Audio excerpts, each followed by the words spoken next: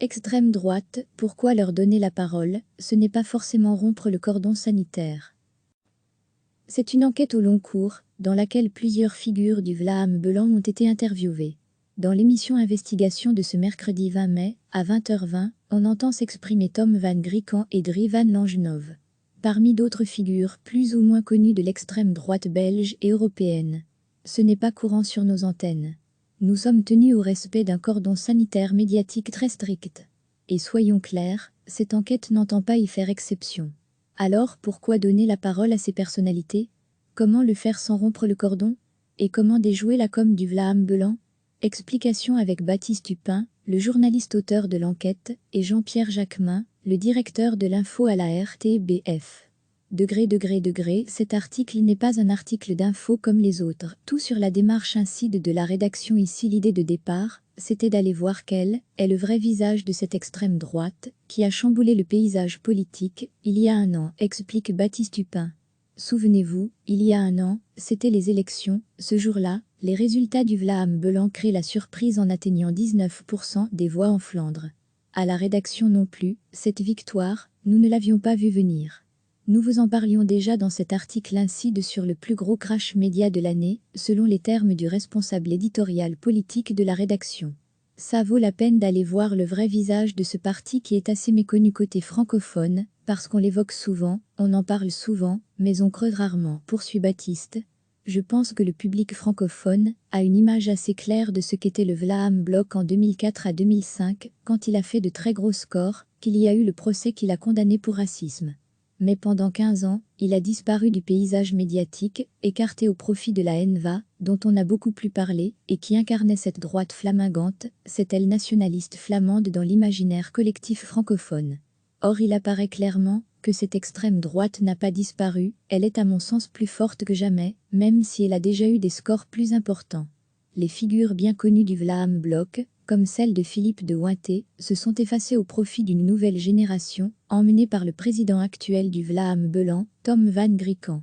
Autre figure de proue médiatique, Dries van Langenove, du groupe Schielan-Vriendam, dont une enquête de la VRT a révélé les bas-fonds racistes et violents en dévoilant des échanges secrets entre les membres. Revoir le sujet sur Schielan-Vriendam et les réactions suscitées par l'enquête de la VRT, journal télévisé, 6 septembre 2018. Il incarne quelque chose de nouveau dans l'extrême droite flamande, qui est ce courant identitaire, pan-européen, de défense d'une identité européenne, qui serait menacée par une immigration massive. Ça permet au Vlaam-Belang de créer des liens à l'étranger, c'est quelque chose qu'on a clairement remarqué pendant notre enquête, explique Baptiste. Troisième personnage clé, Barclay, qui était jusqu'il y a peu président des jeunes du Vlaam-Belang. C'est l'architecte de la stratégie des réseaux sociaux du Vlaam-Belang. Et cette stratégie digitale a joué un rôle majeur dans la victoire du parti. Ici, comme ailleurs en Europe, cette extrême droite nouvelle génération veut séduire autrement. Elle lisse son image, polit sa com, relook le parti. L'équipe d'investigation a voulu gratter sous ce vernis. Son enquête montre que sous l'emballage, le contenu reste le même. Mais que la façon de faire passer le message a évolué. Notamment en utilisant les réseaux sociaux et en misant sur les jeunes. Pour le montrer, il n'y aura pas ici de chasse au double discours, cette technique où l'on confronte des propos publics à d'autres propos tenus en petit comité, devant des convaincus.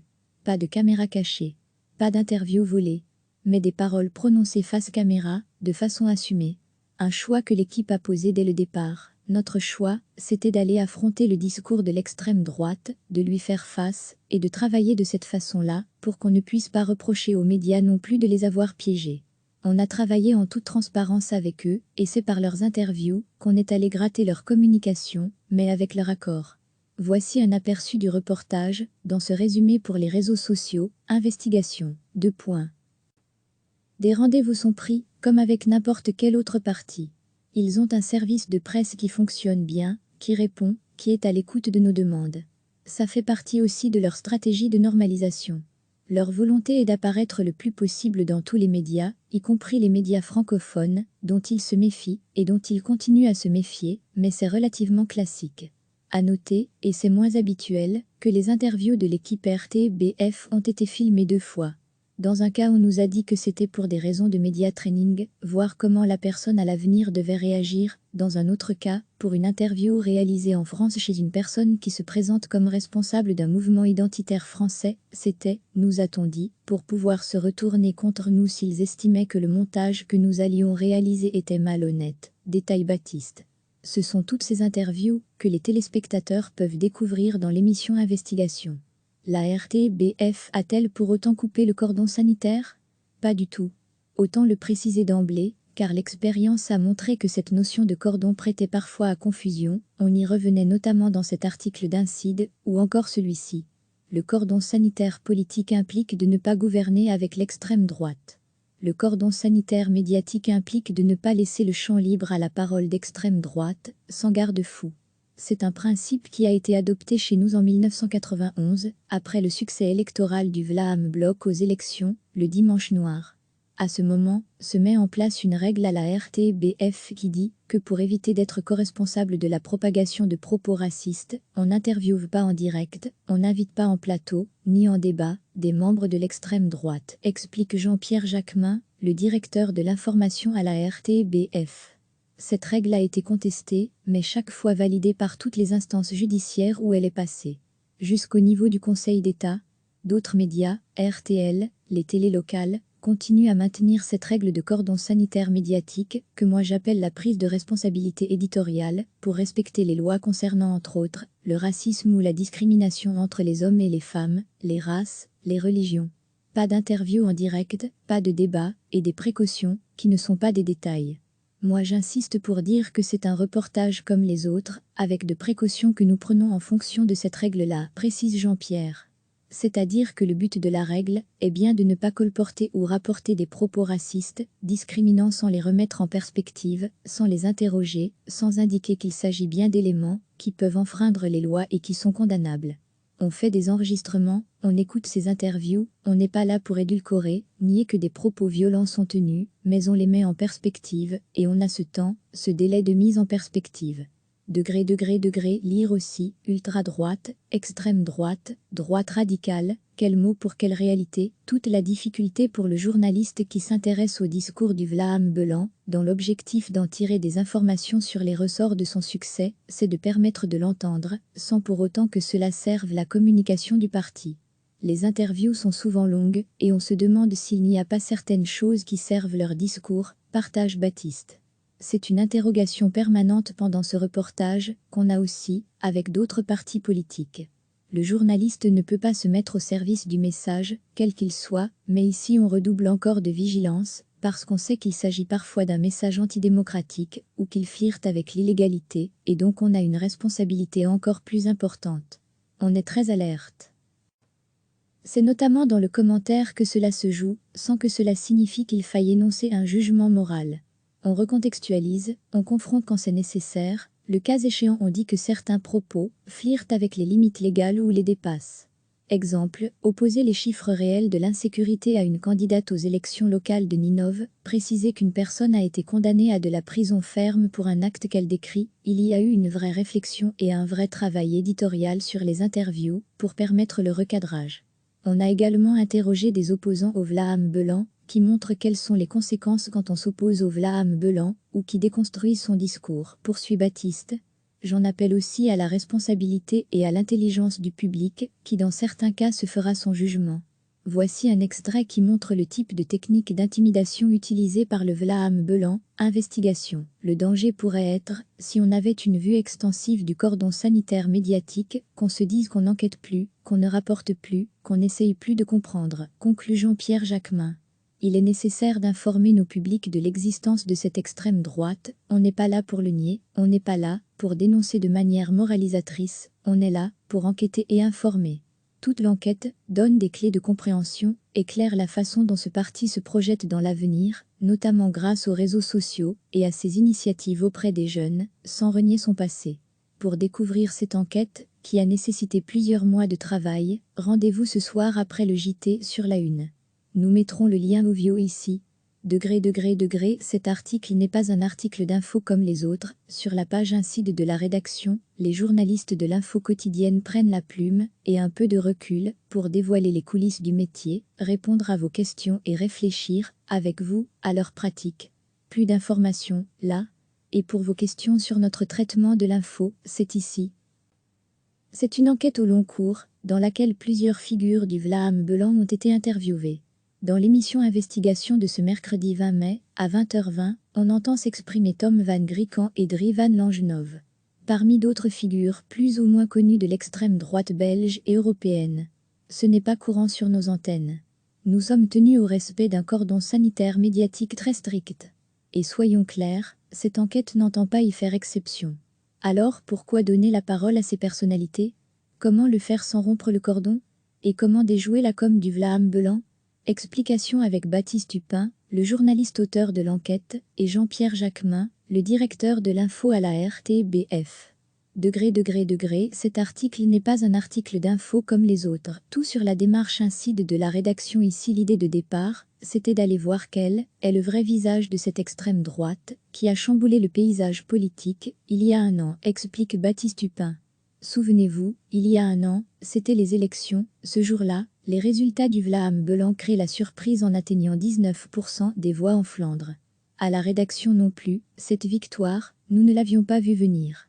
Nous vous en parlions déjà dans cet article incide sur le plus gros crash média de l'année, selon les termes du responsable éditorial politique de la rédaction. Ça vaut la peine d'aller voir le vrai visage de ce parti qui est assez méconnu côté francophone, parce qu'on l'évoque souvent, on en parle souvent, mais on creuse rarement, poursuit Baptiste. Je pense que le public francophone a une image assez claire de ce qu'était le Vlaam Belang en 2004 à 2005, quand il a fait de très gros scores, qu'il y a eu le procès qui l'a condamné pour racisme. Mais pendant 15 ans, il a disparu du paysage médiatique, écarté au profit de la NVA, dont on a beaucoup plus parlé, et qui incarnait cette droite flamingante, cette aile nationaliste flamande dans l'imaginaire collectif francophone. Or il apparaît clairement que cette extrême droite n'a pas disparu, elle est à mon sens plus forte que jamais, même si elle a déjà eu des scores plus importants. Les figures bien connues du Vlaam Belang, comme celle de Philippe de Winter, se sont effacées au profit d'une nouvelle génération, emmenée par le président actuel du Vlaam Belang, Tom van Grieken. Autre figure de proue médiatique, Dries van Langenhove, du groupe Schieland-Vriendam, dont une enquête de la VRT a révélé les bas-fonds racistes et violents en dévoilant des échanges secrets entre les membres. Revoir le sujet sur Schieland-Vriendam et les réactions suscitées par l'enquête de la VRT, journal télévisé, 6 septembre 2018. Il incarne quelque chose de nouveau dans l'extrême droite flamande, qui est ce courant identitaire, pan-européen, de défense d'une identité européenne, qui serait menacée par une immigration massive. Ça permet au Vlaam Belang de créer des liens à l'étranger, c'est quelque chose qu'on a clairement remarqué pendant notre enquête, explique Baptiste. Troisième personnage clé, Barclay, qui était jusqu'il y a peu président des jeunes du Vlaam Belang. C'est l'architecte de la stratégie des réseaux sociaux du Vlaam Belang. Et cette stratégie digitale a joué un rôle majeur dans la victoire du parti. Ici, comme ailleurs en Europe, cette extrême droite nouvelle génération veut séduire autrement. Elle lisse son image, polie sa com, relook le parti. L'équipe d'investigation a voulu gratter sous ce vernis. Son enquête montre que sous l'emballage, le contenu reste le même. Mais que la façon de faire passer le message a évolué.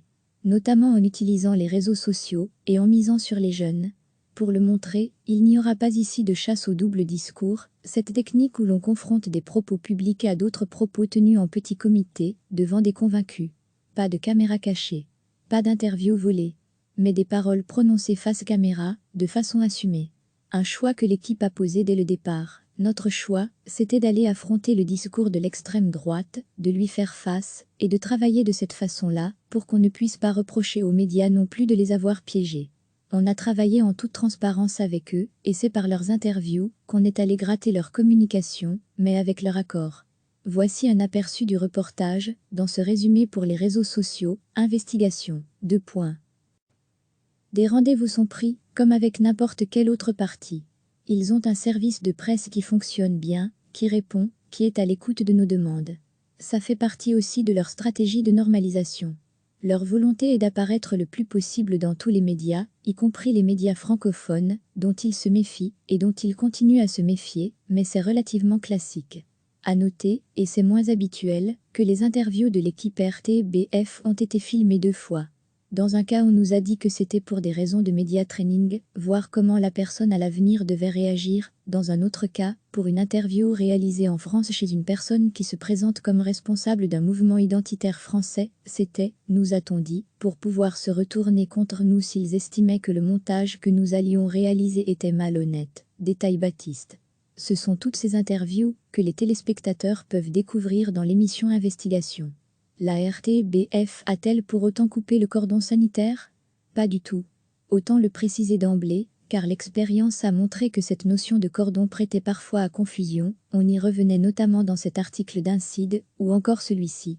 Le cordon sanitaire politique implique de ne pas gouverner avec l'extrême droite.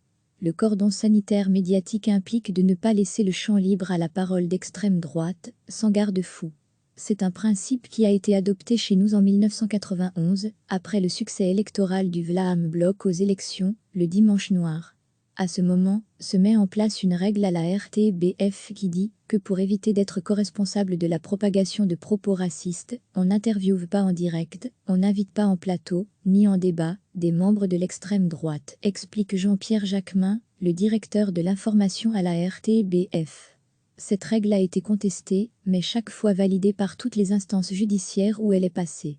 Jusqu'au niveau du Conseil d'État, d'autres médias, RTL, les télés locales, continuent à maintenir cette règle de cordon sanitaire médiatique, que moi j'appelle la prise de responsabilité éditoriale, pour respecter les lois concernant entre autres, le racisme ou la discrimination entre les hommes et les femmes, les races, les religions. Pas d'interview en direct, pas de débat, et des précautions, qui ne sont pas des détails. Moi j'insiste pour dire que c'est un reportage comme les autres, avec de précautions que nous prenons en fonction de cette règle-là, précise Jean-Pierre. C'est-à-dire que le but de la règle est bien de ne pas colporter ou rapporter des propos racistes, discriminants sans les remettre en perspective, sans les interroger, sans indiquer qu'il s'agit bien d'éléments qui peuvent enfreindre les lois et qui sont condamnables. On fait des enregistrements, on écoute ces interviews, on n'est pas là pour édulcorer, nier que des propos violents sont tenus, mais on les met en perspective, et on a ce temps, ce délai de mise en perspective. Degré, lire aussi, ultra-droite, extrême droite, droite radicale, quel mot pour quelle réalité, toute la difficulté pour le journaliste qui s'intéresse au discours du Vlaam Belan, dans l'objectif d'en tirer des informations sur les ressorts de son succès, c'est de permettre de l'entendre, sans pour autant que cela serve la communication du parti. Les interviews sont souvent longues, et on se demande s'il n'y a pas certaines choses qui servent leur discours, partage Baptiste. C'est une interrogation permanente pendant ce reportage, qu'on a aussi, avec d'autres partis politiques.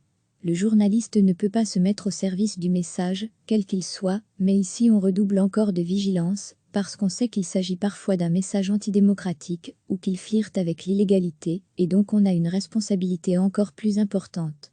On est très alerte. C'est notamment dans le commentaire que cela se joue, sans que cela signifie qu'il faille énoncer un jugement moral. On recontextualise, on confronte quand c'est nécessaire, le cas échéant on dit que certains propos flirtent avec les limites légales ou les dépassent.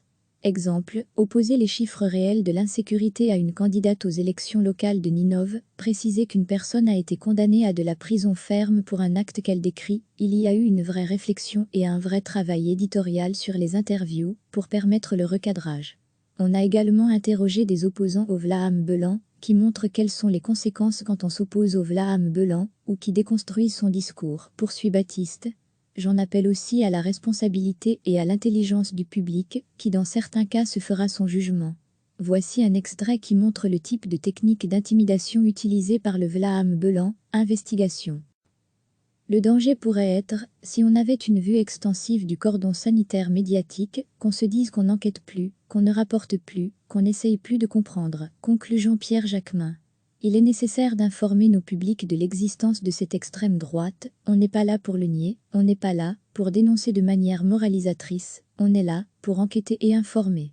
Toute l'enquête donne des clés de compréhension, éclaire la façon dont ce parti se projette dans l'avenir, notamment grâce aux réseaux sociaux et à ses initiatives auprès des jeunes, sans renier son passé. Pour découvrir cette enquête, qui a nécessité plusieurs mois de travail. Rendez-vous ce soir après le JT sur la Une. Nous mettrons le lien audio ici. Cet article n'est pas un article d'info comme les autres. Sur la page Inside de la rédaction, les journalistes de l'info quotidienne prennent la plume et un peu de recul pour dévoiler les coulisses du métier, répondre à vos questions et réfléchir, avec vous, à leur pratique. Plus d'informations, là. Et pour vos questions sur notre traitement de l'info, c'est ici. Cliquez sur s'abonner pour recevoir les dernières nouvelles.